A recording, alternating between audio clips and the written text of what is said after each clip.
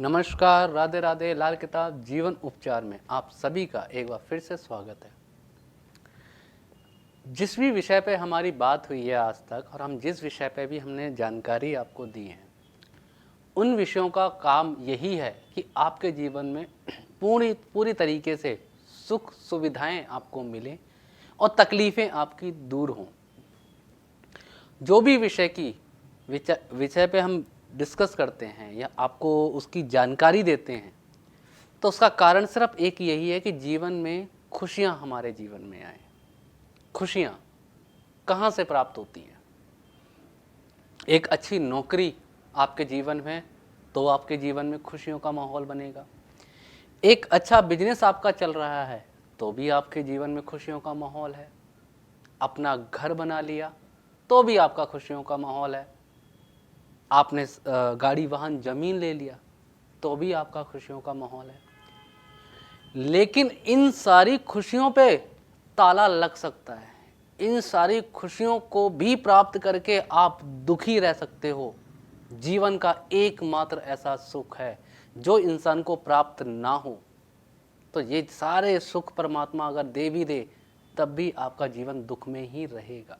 आज हम उस सुख की बात करने वाले हैं कि समृद्धि हर तरीके से है, जीवन सुखी हर तरीके से है। माता रानी के आशीर्वाद से घर है, जमीन है, अच्छा वाहन सुख है, अच्छा बिजनेस सुख है, अच्छी नौकरी सुख है, सब कुछ है। लेकिन जिस सुख के बारे में आज हम बात करेंगे, अगर वो सुख आपके जीवन में नहीं है, तो समझ लीजिए इन सुखों की कोई वैल्यू नहीं है आपके जीवन में। माता रानी से प्रार्थना है मेरी कि हम जो भी आपको जानकारी देते हैं, जो भी कष्ट परेशानियों पे हम आपको समझा रहे हैं, उसको आप समझें और उसका इलाज करके उन परेशानियों से बाहर निकलें। आपके जीवन में सुख समृद्धि पूरी आए, माता रानी आपको सदैव सफलता देती रहे। अभी जितने भी मैंने सुख के बारे में बताया, बिजनेस हो, व्यापार हो, नौकरी हो, घर का सुख, गाड़ी वाहन का सुख, रिश्ते नातेदारों का सुख, ये सब सुख बर्बाद हो सकता है अगर आपके जीवन में आपका गृहस्थ जीवन सुखी नहीं है। अगर आपकी अपनी गृहस्थी अच्छी नहीं है, तो परमात्मा पूरे जीवन में आपकी खुशियां भर दे, चारों तरफ से आपको पैसा, समृद्धि, रुपया, पैसा, दौलत आपको मिल भी जाए, लेकिन अगर आपका गृहस्थ खुशी नहीं है, तो इन सब की कोई भी वैल्यू नहीं रहेगी। क्योंकि परिवार चलता है एक स्त्री से,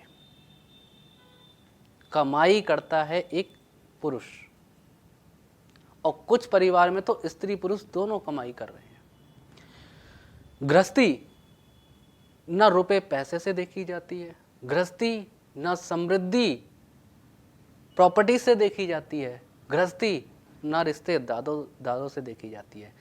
गृहस्थ जीवन उसको कहा जाता है जो पति पत्नी का संबंध होता है। और जब पति पत्नी के संबंध में बीच में दरारें आने लग जाती हैं, लड़ाई झगड़े होने लग जाते हैं, तो जीवन के सारे सुख फीके नजर आते हैं। क्योंकि आप जिसके सहारे अपनी जिंदगी को जी रहे हो, अगर वही व्यक्ति आपके विरुद्ध चलने लग जाए, तो आपके पास तो लाखों की संपत्ति हो, आप उसको भी नकारने लग जाओगे कि मेरे जीवन में कोई सुख नहीं है। और एक जीवन साथी ऐसा हो कि आपके हर सुख दुख में साथ दे, आपका जीवन साथी आपको दिल से लगाए, आपको अपनी चीज़ों आपकी जो भी ज़रूरतें हैं उसको पूरा करने के लिए वो दिन रात मेहनत करे, तो रोड पर बीती हुई रात भी आपके लिए सुख में जाएगी। क्योंकि गृहस्थी, जीवन साथी, जीवन बहुत इम्पोर्टेंट होता है। और अगर आपका जीवन साथी आपके साथ अच्छे संबंध नहीं है, आपके गृहस्थ जीवन में कलेश, लड़ाई झगड़े हैं, तो आप अपने आप को खुशहाल जीवन नहीं बोल पाओगे। पैसा नहीं है, कमा लिया जाएगा। बिजनेस नहीं चल रहा, बिजनेस बदल के दूसरा बिजनेस कर लिया जाएगा। नौकरी प्रमोशन नहीं हो रही, तो नौकरी चेंज कर दो, दूसरी मिल जाएगी। गृहस्थी ठीक नहीं करी तो कहां से अपने जीवन साथी को बदलोगे, या किस तरीके से आप उसको मना पाओगे? गृहस्थ जीवन में परेशानी जब आती है तो कुछ इस तरीके से आती है कि लोग एक दूसरे को अपनी बात समझा ही नहीं पाते कि ये चीज़ सही है, ये चीज़ गलत है, और बात इतनी बढ़ती चली जाती है कि दोनों एक छत में रहकर भी एक नहीं होते हैं। ये गृहस्थ जीवन की खराबी है। तो आज हम बात कर रहे हैं गृहस्थी सुख के बारे में। गृहस्थी जीवन का सुख किस तरीके से बनती है और यहां पर जो गृहस्थी खराब होती है उसका कारण क्या होता है, उन विषयों के बारे में बात करेंगे। गृहस्थ जीवन, जब भी एक व्यक्ति विवाह करता है, एक जीवन साथी उसके जीवन में आता है, अलग अलग धर्म में, अलग अलग प्रथा में सबके रीति रिवाज पूरे किए जाते हैं। रीति रिवाज पूरा करके, फेरे होके, हवन कुंड में आहुतियाँ डाल के, वचनबद्ध होके आप अपने परिवार में, अपनी गृहस्थी में एक स्त्री को लेके आते हो, या एक पुरुष के साथ एक स्त्री जाती है। दोनों का यही संबंध होता है कि ये आपस में एक दूसरे को समझे। दोनों का यही एक मूल भाव होता है कि एक दूसरे का साथी बने। लेकिन अगर आप दोनों की कुंडली में से किसी की एक कुंडली में भी गृहस्थी के खराब के योग पड़े हुए हैं, तो फिर भी कोई भी आपका खर्च, कोई भी रस्म या कोई भी कसम आपको अलग होने से नहीं बचा सकती। ग्रह के सामने हर रस्म कसम झूठी हो जाती है अगर ग्रह आपके जीवन में बुरा बन के बैठा है। तो गृहस्थी का जो कारक ग्रह है जन्म कुंडली में, उसे हम शुक्र कहते हैं, मां लक्ष्मी का ग्रह। और जो घर में स्त्री आती है वो लक्ष्मी प्रधान मानी जाती है।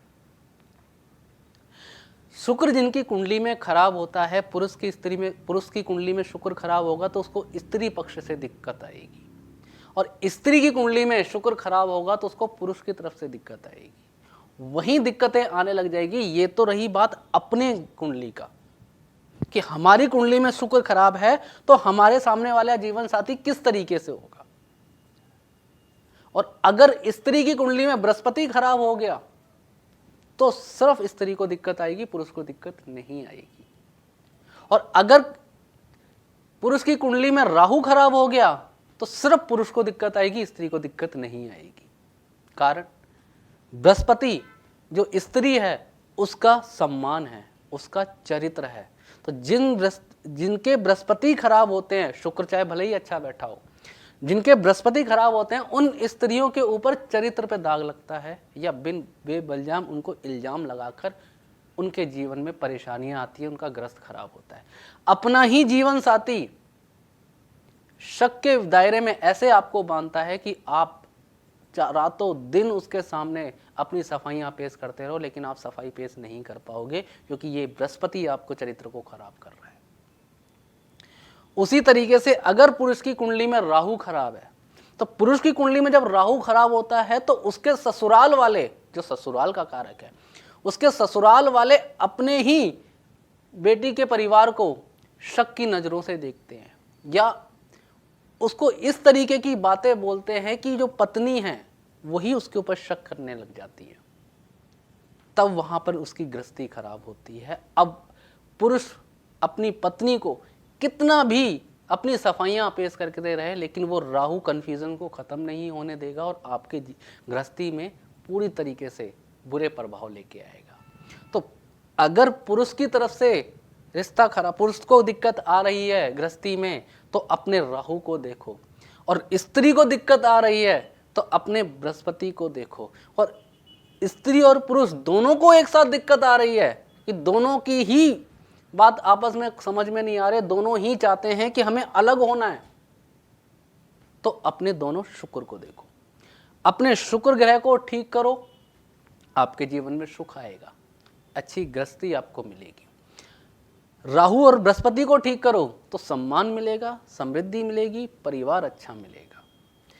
जन्म कुंडली में जब भी राहु शुक्र के साथ संबंध बनाता है या बुध के साथ संबंध बना के कुंडली के 7वें घर में बैठता है, ऐसे लोगों की गृहस्थी पूरी तरीके से बर्बाद होती है और बहुत जल्दी इनके जीवन में डाइवोर्स जैसे हाल बनने लग जाते हैं।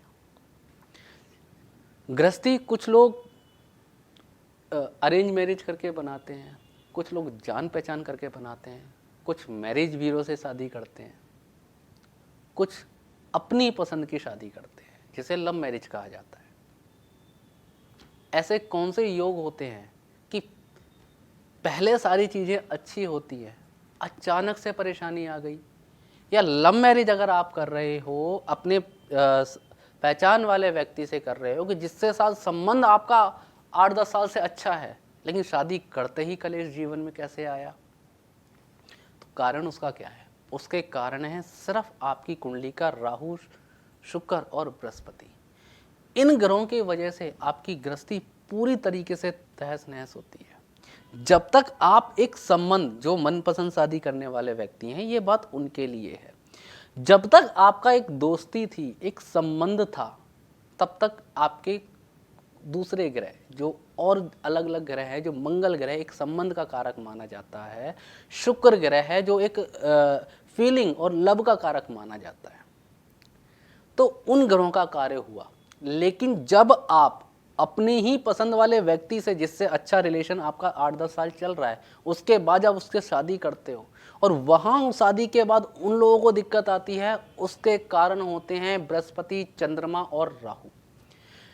जिनकी कुंडली में जो लव रिलेशन करते हैं, शादी करना चाहते हैं, उनकी कुंडली में एक दूसरे को देखो कि बृहस्पति, राहु और चंद्रमा किसी भी तरीके से खराब नहीं होना चाहिए। क्योंकि जब आप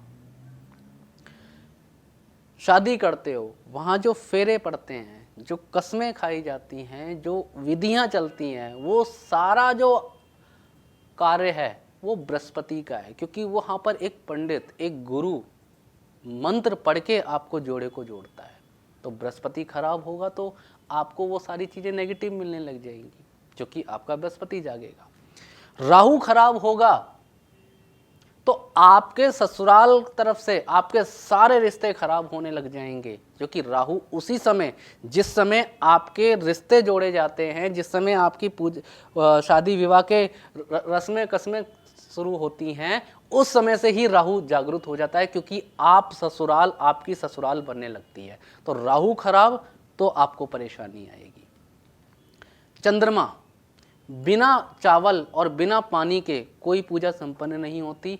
अगर आपको पंडित को, अगर आपको 7 वचनों में बांधना है, तो हाथ में जल और चावल का एक संकल्प रख के कार्य करवाता है तो वो है चंद्रमा।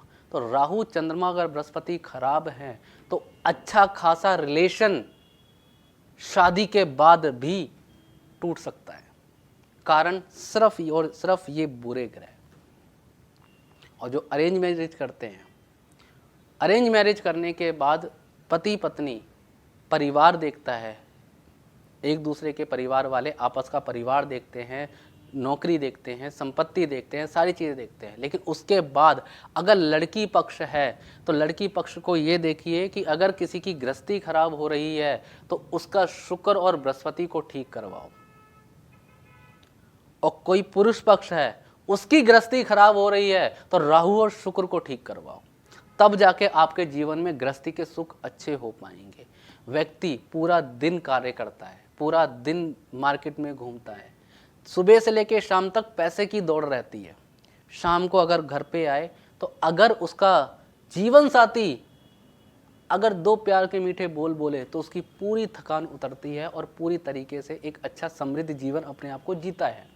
लेकिन अगर उसको कलेश में ही उसकी जीवन की चाबी घूमती रहे तो दिन में कमाई का कलेश, रात में गृहस्थी का कलेश, ऐसी जिंदगी को नरक माफिक लोग मानते हैं। तो ये नरक बनाने वाले ग्रह कौन है? ये नरक बनाने वाले ग्रह वही हैं कि आपके पापी ग्रह, जो राहु और बुध की वजह से होता है। जब भी राहु का संबंध बुध और शुक्र के साथ हो जाए, गृहस्थी बर्बाद होती है। अच्छा खासा रिश्ता भी खराब हो जाएगा, अच्छे खासे संबंध को खराब करता चला जाएगा। जन्म कुंडली में शुक्र जब भी छठे घर में बैठेगा तो पति से संबंध खराब होंगे या पत्नी के संबंध खराब होंगे, पति के पत्नी से, पत्नी से पति से संबंध खराब होंगे, क्योंकि छठे घर में शुक्र नीच माना जाता है। शुक्र 8वें का होगा जन्म कुंडली के, तो पत्नी के संबंध पति से खराब होंगे, और वो होगा सिर्फ उसकी जुबान की वजह से, कि जबान इतनी कड़वी होती है कि सामने वाला बर्दाश्त नहीं कर पाता। जन्म कुंडली में 9वें घर में अगर शुक्र हुआ तो ना अब पति की गलती ना या पत्नी की गलती, दोनों में ही मिसअंडरस्टैंडिंग ऐसी होगी कि दोनों ही अलग हो जाएंगे।